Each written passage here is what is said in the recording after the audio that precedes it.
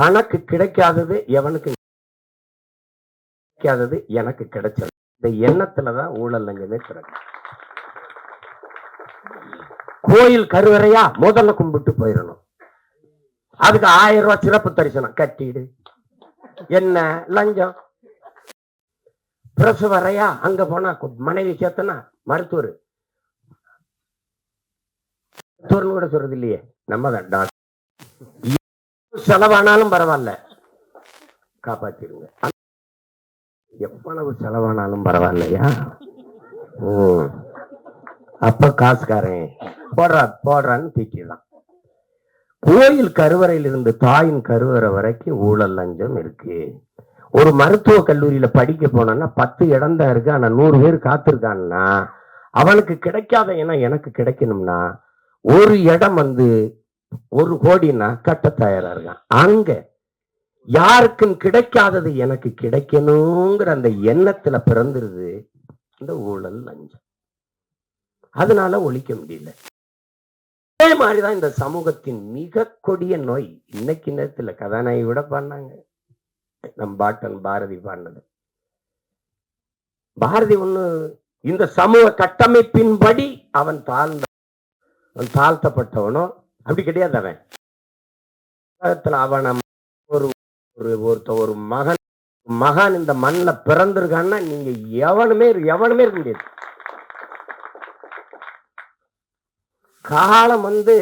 காலம் பல கவிஞர்களை உருவாக்கி இருக்குது. ஒரு பாவனன் உண்டான் உலகத்திலே நம் பாட்டன் பாரதி தான். நாடு சுதந்திரம் அடையில 1921 செத்து போயிட்டான் பாரதி.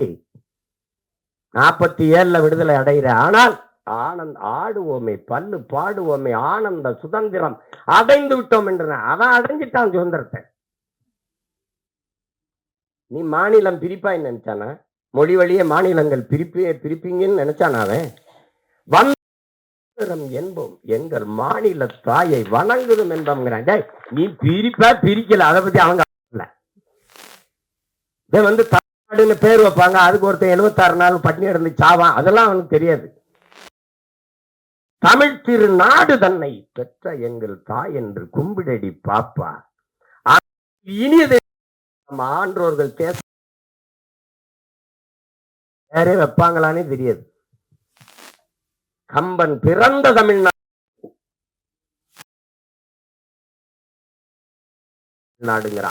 வள்ளுவன் தன்னை வான்புகள் கொண்ட தமிழ்நாடு, நெஞ்சை சிலப்பதிகாரம் படைத்த தமிழ்நாடு தள்ளிட்டான். எப்ப தெரியாது. அவ்வளவு பெரிய அறிஞர் கழுதைய கையில தூக்கி நடந்துட்டாப்ல. இந்த பாரதி படத்துல பார்த்து தெரியுமே. மதம் மாத்துறது நீ பாத்திருக்கா? உலகத்தை மாத்தின பாரதி தான். கனகலிங்கத்தை கூப்பிட்டு அடுத்து போட்டு பூணுல இன்னையிலிருந்து நீ பறையன் இல்லை ஐயன். யாரா? சுப்பிரமணிய பாரதி பண்ணான்னு சொல்றான். போடா. அப்படி ஒரு ஆளு நம்ம ஆளு. அவன் மனசுக்குள்ள எம்புட்டு வழி இருந்தா சாதிகள் இல்லையடி பாப்பா, குல தாழ்ச்சி உயர்ச்சி சொல்லல் பாவம், நீதி உயர்ந்த மதி கல்வி அன்பு நிறைய உடையோர்கள் மேலோர்தான். அதுக்கு முன்னாடி வர்ற அறிவு மூதாட்டி வர்ற சாதி 2 ஒழிய வேறில்லை சாற்றுங்கால் நீதி வலுவா நெறிமுறை. சாதி 2ன்னா நம்மால் என்ன பண்றான்? ஆண்ஜாதி பொஞ்சாதி. அது இல்ல சாதி, அது இல்ல. ஆண்பால் பெண்பால், அது பாலியல் வேறுபாடு.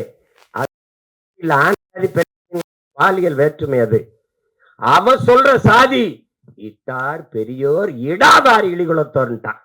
கொடுக்கிறவன் உயர்ந்த சாதி, தனக்கு என்று பதுக்கி ஒதுக்குற கஞ்ச பிசுனா இருக்கான அவன் தாண்ட இழி மகன் கீழ் சாதின்ட்டான். எல்லாரும் பாடி போறான். ஒரு தாத்தன் வரான், புரட்சி பாவன. அவன் இருட்டறையில் உள்ளதடா உலகம்ங்கிறான். இருட்டறையில் உள்ளதடா சாதி இருக்கின்றது என்பானும் இருக்கின்றானேங்கிறான். தமிழுக்கு அமுதென்று பேர் அந்த தமிழ் இன்பத்தமிழ். உயிருக்கு நேர்னு பாடின அவன் தமிழ் வளர்த்தல் ஒன்று, சாதி ஒழித்தல் மற்றொன்று பாடல. சாதி ஒழித்தல் ஒன்று, நல்ல தமிழ் வளர்த்தல் மற்றொன்று. முதல்ல சாதிய ஒழிட்டாங்க. எல்லாரும் சமநிலை சமூகம் படைக்கதான் போராடுறான். அங்க சித்தரு, புத்தரு, ஞானி, யோகி, மகான் எல்லா காலங்களையும் சாதிக்கு எதிரான கருத்து, சாதிக்கு எதிரான பாட்டு, சிந்தனை, போராட்டம். ஆனாலும் இந்த சாதி சாக மாட்டேங்குது. அதேதான் சொன்ன, எல்லாரையும் சாகடிக்கிற உனக்கு ஒரு சாவு வராதா? அதானே எல்லாரும் தலைமுறையில எங்க விஜித்து சிவபிரகாச அவன் பங்குக்கு ஒரு நெற்பள்ளி போடுறான். சாதியை கொளுத்துறது. சாதிங்கிறது ஒரு கொடிய சமூக நோயா இருக்கு. கொரோனாவை விட பெரிய கொடிய நோய். சாதி என்ன செய்யுது? உலகத்திலே புனிதமான ஒன்று இருக்குங்க, அன்பு. அதை கொன்றுதுங்க. உலகத்திலே நீங்க இந்த மானுடன் ஒரு அளப்பெரிய ஆயுதங்களை கண்டுபிடிக்கிறாங்க. மனுஷன் அழிச்சு கொள்றது. இந்த எல்லா ஆயுதங்களையும் அழிக்கக்கூடிய ஒரு ஆற்றல் இருக்குன்னா அது அன்புக்கு தான் இருக்கு. அன்பு என்ன செஞ்சிரும்னு பாருங்க. அமெரிக்க அதிபர் இந்தியாவுக்குள்ள வந்தா கடவு சீட்டு, வீசா, அனுமதி வேணும். இந்திய நாட்டின் முதன்மை அமைச்சர் ஐயா மோடி அமெரிக்கா, ரஷ்யா போனா அவர் கடவு சீட்டை காட்டணும், அனுமதி, உள்நுழைவு அனுமதி வேணும், வீசா அனுமதி, உள்நுழைவு அனுமதி. ஆனால் ஒண்ணுமே இல்லைங்க, இல்ல. அன்னை தெரேசான்னு ஒரு ஒண்ணுமே இல்ல, அவளுக்கு ஒண்ணுமே இல்ல. அவ எந்த பதவிகள் எல்லாம் ஒண்ணும் இல்ல. பாருங்க, பணி செஞ்சு வந்து இந்தியாவில தங்கிட்டா. அவளுடைய சேவை நிறைய தேவை இந்த நாட்டுக்கு இருந்துட்டா. அந்த அன்பு தாயை நுழைவு அனுமதி இல்ல, வீசா இல்ல. எந்த நாட்டுக்கு வேணாலும் நீ வா தாயே, உனக்கு எங்க தங்கணும்னு விருப்பமோ அங்க நீ தங்கிக்கலாம், எந்த அங்க குடியேறிக்கலாம். உலகம் இருகரமும் விரித்து அந்த தாயை வரவேற்றதென்றால் அன்பால் சுருக்கி விட்டா ஒரு மனுஷன். அந்த மதம், சாதி எல்லாம் பேசுகிறானா, எல்லாவற்றிலும் புனிதம் ஒன்று இருக்கு. அந்த மனிதத்தை கொன்றது ஆகச் சிறந்த ஒன்று அன்பு. இந்த சாதி என்ன சாதாரண நினைக்கிறீங்களா? கல்லு, சாராயம், இந்த கஞ்சா, அவினு, குக்கைன்னு போட்டாதான் புதையிரும். சாதி மார்க்ஸை விடவா ஒரு மேத இருக்கு. 1000 ஆண்டுகள்ல இவனை போல ஒரு சிந்தனை பறக்கலன்றா. அவனே சொல்றான் மதமுறை அப்படின்னு சொன்னா ஏறிடுன்றான். மத்த போதையெல்லாம் படுத்து தூங்கினா இறங்கிரும். சாதி மத போதை ஏறிச்சுன்னா செத்து பாடையில போனாலும் ஏறாது. ஏன்னா தனி சுடுகாடு அவனுக்கு. செத்தாலும் ஆறுமுக கவுண்டர் சுப்பிரமணிய நாடாருன்னு எழுதி வைப்பானா இல்லையா? கல்லறையில செத்தாலும் போகாது. இந்த சாதி ஒரு சமூக நோய். குறிப்பா எங்களுக்கு தமிழ் தேசியர்களுக்கு வந்து பெருநோய். இந்த பிறந்த ஒரு பெரிய புரட்சியாளன் எங்களுடைய அண்ணன் தமிழரசன் அவர்கள் எழுதுற, டேய், சாதி, மதம், சாராயம், இது 3 வந்து தமிழ் தேசிய அரசு பகைவங்கிறது. மது போதை இருக்க பெரிய கொடிய நோய்டாங்கிறது. அது என்ன சொல்ல? இப்ப தேர்தல நம்ம வேலை செஞ்சு போவேன், எல்லாம் சரின்னு விடும். என்னதானாலும் நம்ம அவனுக்கு மொழி சேர்த்து மாட்டான், அவனுக்கு இனம் செத்துருச்சு கவலைப்பட மாட்டான், ஆறு செத்துருச்சு கவலைப்பட மாட்டான், மலை களவு போகுது கவலைப்பட மாட்டான், வளம் திருடு போகுது கவலைப்பட மாட்டான், உரிமை பறி போகுது கவலைப்பட மாட்டான். எது செத்தாலும் சரி, தன் சாதி செத்துறக்கூடாது அப்படி நினைக்கிற ஒரு சிக்கிக்கிட்டா என்ன நிலைமை? அதுதான் கதை. அந்த பேரன்புக்கு பிரச்சனை, பெருங்கோபம். இதுதான் படம். சரிதானே வை? ஆமான்ட்டாப்ல. ஏன்னா நீங்க இத பாருங்க, சாதிய இழிவை துடைத்தெறிய போராடாமல் இருப்பதை விட செத்து ஒழிவதே மேலானது. அம்பேத்கர் சொன்ன இந்த மொழின்னு இருக்கிற அந்த வலி இருக்குல்ல, அதை நீங்க உணர்ந்துட்டீங்கன்னா இந்த இந்தாமைங்கிற ஒரு சொல்லே இருக்காது. நீங்க நினைச்சு பாருங்க எவ்வளவு வழி இருந்தான்னா, யாருக்கு அடிமை இல்லை, எனக்கும் யாரும் அடிமை இல்லை. இந்த எண்ண ஓட்டம் தான் இங்க எல்லாருக்கும், இந்த மானுடத்துல எல்லாருக்கும் தேவைப்படுது. இதுதான் இங்க இருக்கிற இப்ப பாருங்க, என்னரும் மக்களே சிலர் பாருங்க, என்னரும் இந்த பூமியில தாழ்த்தப்பட்டவர்கள், தீண்டத்தகாதவர்கள், கோயிலுக்குள்ள வரக்கூடாது, குளத்துல குளிக்க கூடாது, நடக்க இப்படி சுமந்து நீங்க படுகிற இந்த பாடை பார்க்கும்போது என் இதயம் நொறுங்கி ரத்தம் வருகிறது. இதற்கு நீங்கள் தாயின் கலைந்து போயிருக்க கூடாதா அப்படின்னு வெளிப்படுத்துறார் அண்ணல் அம்பேத்கர். அததான் தோணுது. எத்தனை இவ்வளவு வலி, இன்னுமா அந்த கொடுமை, இன்னும் தொடருது.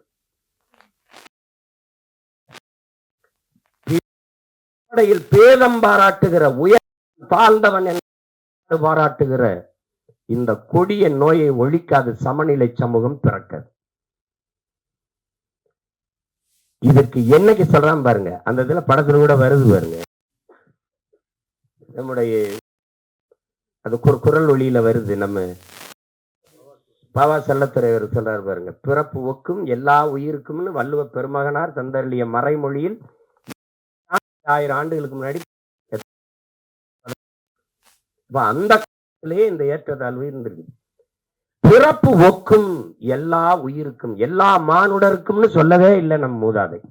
எல்லா உயிருக்கும் பிறப்பு ஒக்கும். அதனால பிறப்பின் அடிப்படையில் பாகுபாடு, உயர்ந்தவன் தாழ்ந்தவன்.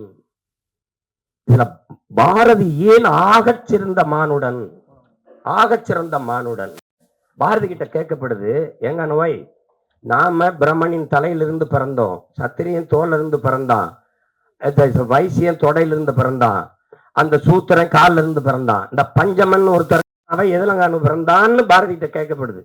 பாரதி அவன் மட்டும்தான்டா அவங்க ஆத்தாளுக்கும் அப்பனுக்கும் பிறந்தான்ட்டான். புரியுதா உங்களுக்கு? சமூகத்து மேல இருந்து அவனுக்கு கோபம் இருக்கு பத்தியில, அந்த கோபம் தான் இந்த பெருங்கோபம். அதை நீங்க இது என்ன, அது இழிவை சுமந்து பாக்குறவனுக்கு தான் தெரியும். நீங்க இந்த வலி இது மேல்தட்டு மக்களுக்கு ஒன்றும் தெரியாது. இது நாட்டாம பண்ணிட்டு, இது ஒரு போதை, இது ஒரு மன நோய். மனிதனை சக மனிதனை தன்னை போல எலும்பு நரம்பு ரத்தம் சதை பசி உறக்கம் கனவு கண்ணீர் எல்லாம் கொண்ட சக மனிதனை தாழ்ந்த என்று தாழ்த்தி வீழ்த்தி சுகம் காணுகிற ஒரு மனநிலை கொடிய நோய். அது மனநோய். அறிவார் உயிர் வாழ்வார் மற்ற வைக்கப்படும் தான் வள்ளுவ பெருமகனார். காரணம் என்ன?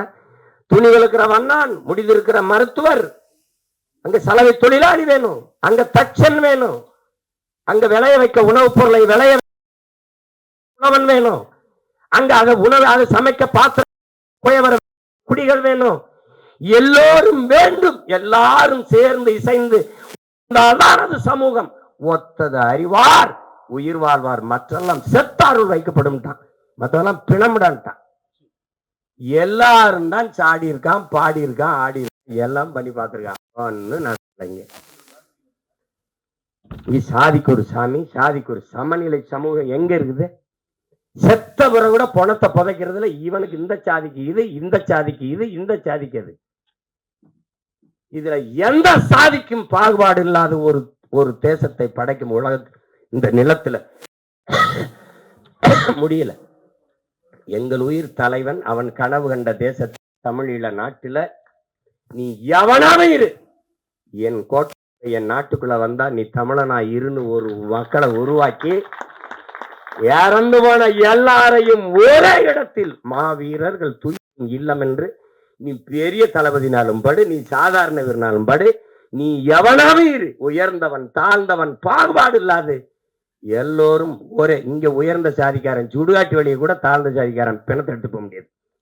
ஆனால் இங்க மகான்கள் தோன்றிருக்கார்கள், காந்தி தோன்றிருக்கிறார், அண்ணல் அம்பேத்கர், பெரிய புத்தன் பூலே எல்லாரும் தோன்றி இல்ல. இன்னொரு முறை இந்த சாதி மதத்தை காலில் போட்ட செருப்பா போட்டு தேய்ச்சி நடந்தாலே ஒழிய இது சாகாது. இந்த கருமத்தை ஒழிக்காம சமநிலை சமூகம் படைப்பது என்பது சாத்தியமில்லை. வெற்று வார்த்தை. இழிவு தீண்டாமை கொடுமைகளை வைத்துக்கிட்டு சாதியை வைத்துக் கொண்டு முன்னேற்றம் சமூக மேம்பாடு என்று பேசுவது என்பது சாக்கடை குழியின் மேலே சமம், மலக்குழியின் மல்லிகை பந்தலுக்கு சமம்னு அவர் அனுபவிச்ச வழி. அவரை போல உண்டா சொல்லுங்க. ஒரு மனிதன் 10,000 புத்தகங்கள் தன் வாழ்நாள்ல படிச்சிருக்கணும், அது குறைந்த தகுதி. ஆனால் 64,000 புத்தகங்களை படித்த ஒரு மகான் உண்டென்றால் அது அண்ணல் அம்பேத்கர் தான். ஆகச்சிறந்த இடம் கூட படிக்கிற இடத்துக்கு பக்கத்துல நூலகம் இருக்கும், அங்கதான் அறை எடுத்து தங்கியிருக்கிறது. அப்பேற்பட்ட இந்த தொட தெரிய போராடாமல் இருப்பதை விட செத்து ஒழிவதை மேலானதுறான்ட்டார். அந்த வலியை இந்த 2 மணி நேரமா 2 மணி நேரமா 2 மணி நேரம் அந்த படத்துல எவ்வளவு அழகா சொல்ல முடியுமோ, அதாவது அதிகப்படியா மிகைப்படுத்தாம இல்ல, ஆங்கிலத்துல ஓவர் டிராமான்னு சொல்லுவாங்க. அது சொல்ல புரியும்படியா சொல்லணும்ல சில இதை அவன் சொல்லிக்கிட்டே தம்பி ஏன்னா வரவரெல்லாம் ரொம்ப தேங்க்ஸ் ரொம்ப நன்றி சொல்ல மாட்டாங்க. சொல்லிட்டு இருந்தாலும் அது நமக்கு பழகிருச்சு. இப்ப பேரளவுல நம்ம ஒரு மொழியை பேசிட்டு ஏதோ ஒண்ணு தெரியுதோ அது பழகிருச்சு. அதுல மிக ஆழமான ஒரு பதிவு, அந்த கருத்தை அது ஒரு கவித்துவமா தாங்கி நிக்குது. ரொம்ப மிகைப்படுத்த இயல்பு ஓட்டத்திற்கு இந்த கருத்துக்களை படம் சொல்லுது, வலியுறுத்துது. நல்ல ஒரு பதிவு. இனிவரும் இந்த சிந்தனையில் எல்லாவற்றையும் தாண்டி ஒரு புனிதம் இருக்கு, அதான் மனிதம். அதை நோக்கி இந்த மானுடம் பயணிக்கணும். அதுலதான் இந்த உலகம் சரி வரும். இதுதான் ரொம்ப கஷ்டம். இன்னைக்கு நமக்கு ஒரு பிரச்சனை இருக்குது. காக்கை செத்தான, கொக்கு செத்தான, யானை செத்தான, புலி செத்தான, பூனை செத்தானன்னு கவலைப்படாம போயிட்டு இருக்கோம். அதெல்லாம் செத்தா பார்க்க நம்ம இருக்கோம், நம்ம செத்தா எவனும் இருக்க மாட்டான். அதெல்லாம் எந்த உயிர்மை நேயம் கொண்டு வாழ்ந்த ஒரு இனத்தின் மக்கள் சக மனித சாவையே இன்னைக்கு ஏறிட்டு பார்க்கறது இல்லை, போய்கிட்டே இருக்கும். அது பெரிய துயரம்தான். அப்ப இதுல ஒரு சிறந்த படைப்பு. இதுல என்னுடைய தங்கர் அவர்கள் குறிப்பிட்டது மாதிரி பெரிய எங்களுக்கெல்லாம் பெரிய அன்பு பிள்ளைகளா இருந்தும் நான்லாம் முதல் படத்திலே நினைச்சேன். அந்த வாய்ப்பு இல்ல, தங்க அலையிலாம் வேலை செஞ்சுட்டு முதல் படத்துக்கு அந்த வாய்ப்பு அவர்களோட பணியாற்றுறது. ஒரு இசை ஞானி அப்படின்னு சொல்றதெல்லாம் ரொம்ப குறை. இது ஏன் அவர் இசை ஞானியா இருக்கணும்? அறிவு என்பது அறிவது, ஞானம் என்பது உணர்வது. இசையை அறிய முடியாது, உணரணும். அதனால அவரை இசை ஞானி என்று கருணாநிதி அவர்கள் அதையும் அவரை சொல்ல, அவர் இசை இறைவன், இசை அமைப்பது இசையமைப்பாளர், இசையை ஆற்றுவது. ஒரு இறைவன்கிட்ட போய் என்ன வேணாலும் கேட்பான் பாருங்க. இந்த தேர்வுல நான் வெற்றி பெற்றணும், எனக்கு மதிப்பெண்களை கொடுத்துரு, எனக்கு நல்ல சுகத்தை கொடுத்துரு, எனக்கு நிறைய மூளையை கொடுத்துரு, எல்லாம் என்ன கேட்டாலும் கொடுத்துருங்க.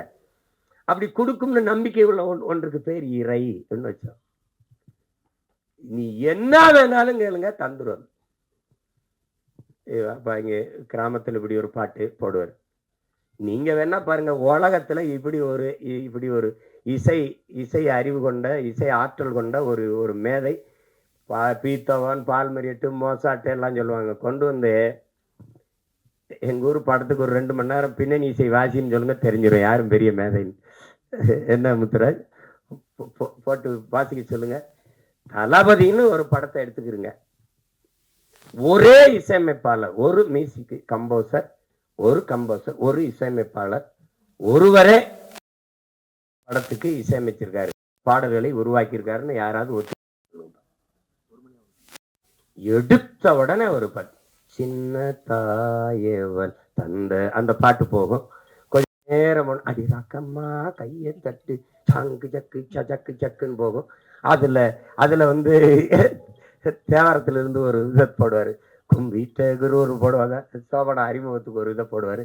திருப்பி காட்டுக்குயில் மனசுக்குள்ளே பாட்டுக்குன்னு ஒண்ணு போகும். திரும்பி சுந்தரி கண்ணால் ஒண்ணு போகும், யமுனையாற்றிலே ஈர காற்றிலே குடியா பீத்தவான் வா, மோசாட்டு வா, பால் மறிட்டு வா, போடுற அப்படி 7 பாட்டு போட்டு விடாப்பா, சேதறிடுவான். யமுனை ஆற்றிலே ஈர காற்றிலே கண்ணனோடுதான் பேட, இவர் தான் சங்கு சக்கு சக்கு சக்கு, அதான் அவர் தான். காட்டுக்குயில் மனசுக்குள்ளே பாட்டுக்கு, அதான் கம்போசர். திருப்பி ஒருத்தர் சுந்தரி கண்ணால், அது எல்லாம் இன்னைக்கு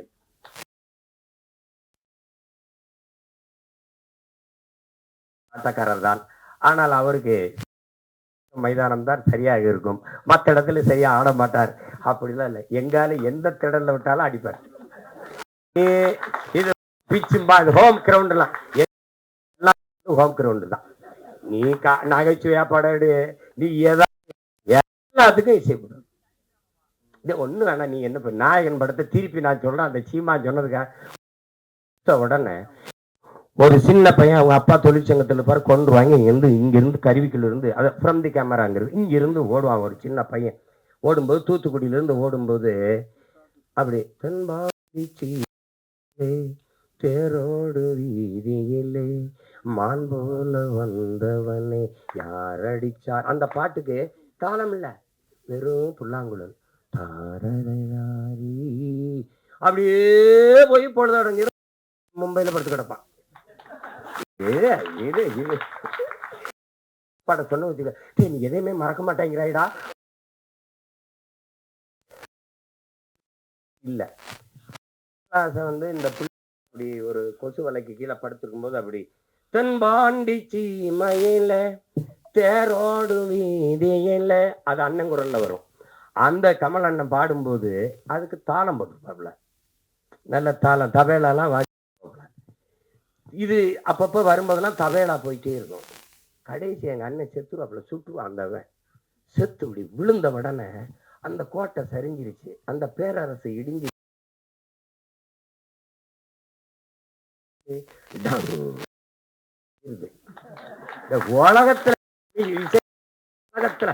உலகத்துல இப்படி ஒரு விஷயம் பாரு.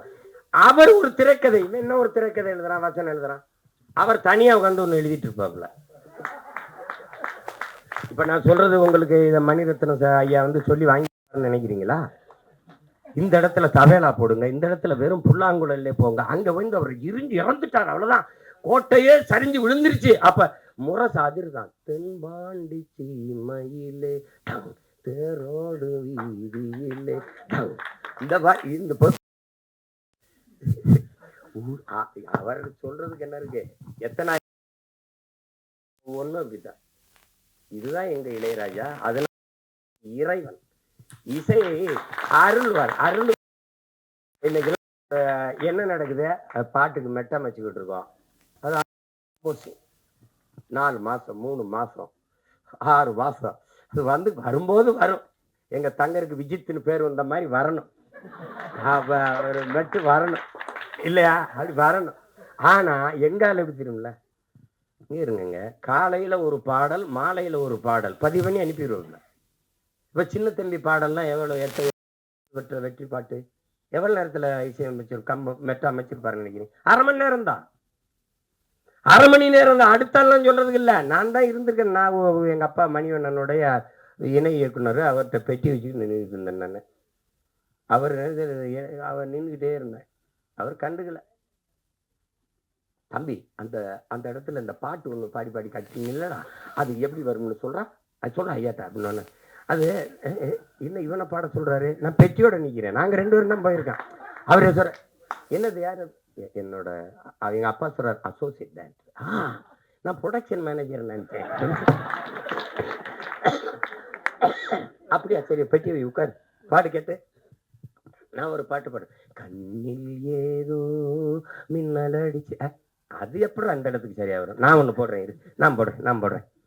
இந்த பாருங்க, நீங்க எல்லாம் நம்புங்க. ஏங்க, என் குலதெய்வம் வீரகாமாகாளி ஆணையா சொல்றேங்க. சத்தியமா இந்த பாருங்க, இப்படி போடுறாப்புலுங்க, இப்படி போடுறாப்புல. இவ்வளவுதாங்க. இந்த கை இங்க போயிட்டு கை மயில் இறகால வருடன்னு அப்படி இருக்கும். அப்படி மெதுவா அப்படி வருடுவாப்புல. அந்த கட்டைய விரலை வச்சு கொஞ்சுவாப்புல. கொஞ்சம் இப்படி வந்துட்டு சங்கிலிய போட்டோம் தங்க கேளிக்கு சங்கிலிதான் போடணுமே. இந்த அவர் தான் எழுதியிருக்காரு பாட்டு புறா. எழுதியிருக்க முடியாது, அப்படியே பாடி இருப்பாரு. சரிதானே சொல்றார்? அப்படியே பாடுவாருங்க.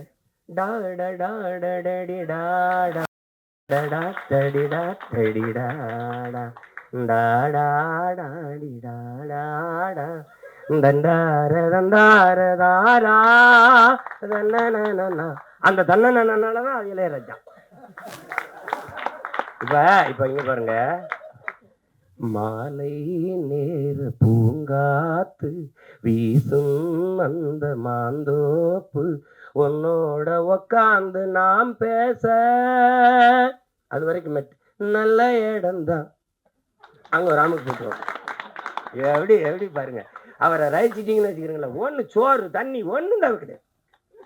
எங்களை பெத்த தாய் பாடின தாலாட்டு எவனுக்கு நினைவு இருக்கு இந்த கூட்டத்துல? ஆனா 30-40 வருஷமா ஒரே ஆளோட தாலாட்டு சலிக்கல, இன்னைக்கும் சலிக்கல. இவன் தம்பி இந்த மிஸ்கின் ஒரு படம் எடுத்தா, இது சைக்கோன்னு ஒரு படம்.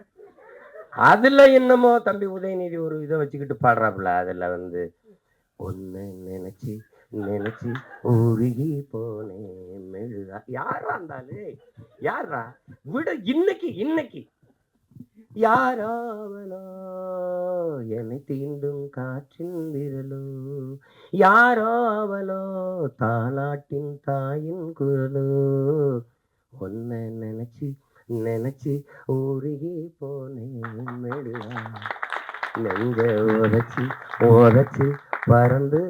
எங்க ஆளு பாருங்க, விஜய் பையன் இயக்கம் தான்.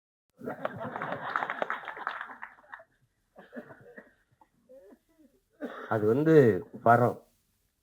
எப்பவாவது அரிதான அவதாரங்கள்.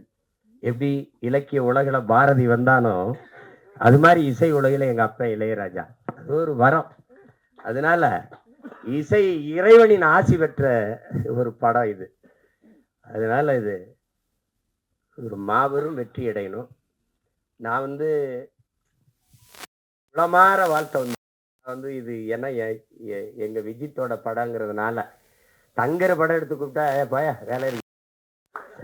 அது அவருக்கு தெரியும், சிரமம்தான். இப்போ போய் 3 நாள் ஆச்சு இப்படி சுத்திட்டு திரிஞ்சு, காலையில இன்னும் ஓடணும். அது ஆனாலும் இந்த விழாவும் இந்த நிகழ்வும் எனக்கு ரொம்ப முக்கியமானது. அது நான் அரவிந்த் தான், எங்க அரவிந்த் அவன் தான் இந்த வேலையை செய்ய ஆரம்பிப்பான்னு நினைச்சேன். நானால விஜித் வந்திருக்கேன். நான் இவ்வளவு விஜித்திட்ட எதிர்பார்க்கல. ஒரு முதிர்ந்த நடி எங்க அண்ணன் சந்திரசேகர் இருக்காங்க. அவங்க அந்த பாலைவனச்சோலையில நடித்த போது அவ்வளவு இதா இருக்கும். அந்த உரையாடலை வெளிப்படுத்துற ஆற்றல், அந்த இதெல்லாம் உடல் மொழியெல்லாம் ரொம்ப மென்மையா அத மாதிரி நடிச்சிருக்கான். அது முதல் படம்னு சொல்ல முடியாத அளவுக்கு நடிச்சிருக்கான் விஜித்து. பாராட்டுகள். அதுல ரொம்ப பெருமைக்குரிய ஒரு நிகழ்வு. இதுல நீங்க விஜித்தை பாராட்டுவது, தங்கரை பாராட்டுவதும் தான், என்னை பாராட்டுவதும் தான், இங்க இருக்கிற ஒவ்வொருத்தரையும் பாராட்டுவதும் தான். இருந்தாலும் இது அவனுக்கு ஒரு தொடக்கம். தேவயானி அவர்கள் சொன்னது போல உன்னுடைய தனித்திறமையில தான் நீ வெல்லணும். அது முக்கியம். யாருக்குமே அந்த புகழ்ங்கிறது ஒரு முகவரி அட்டை போல பயன்படும். நீங்க செய்யற வேலையினுடைய ஆற்றலை பொறுத்து தான் நீங்க நிலைத்திருக்க போறீங்களா இல்லையாங்கிறது நிரூபிக்கப்படுது. அண்ணன் சிவகுமாருடைய பிள்ளைகள் தம்பி சூர்யாவும் கார்த்திக் வந்தாங்கன்னா, சிவகுமாரன் மகன்கள்ங்கிறது ஒரு அறிமுகத்துக்கு சரியா இருந்தது. தன் ஆற்றல்களால் நிரூபிச்சாங்க. அது மாதிரிதான் எங்க அப்பா என்னதான் எஸ்ஏசி அவர்கள் அவனை அறிமுகப்படுத்தலான்னு தம்பி விஜய் தன்னுடைய தனித்த ஆற்றலால் அவன் இன்னைக்கு இவ்வளவு பெரிய புகழ்பெற்ற ஒரு இடத்துக்கு வந்திருக்காருன்னா, உழைப்பு. எப்படி பார்த்தாலும் உடன் பிறந்தார்களே வெற்றி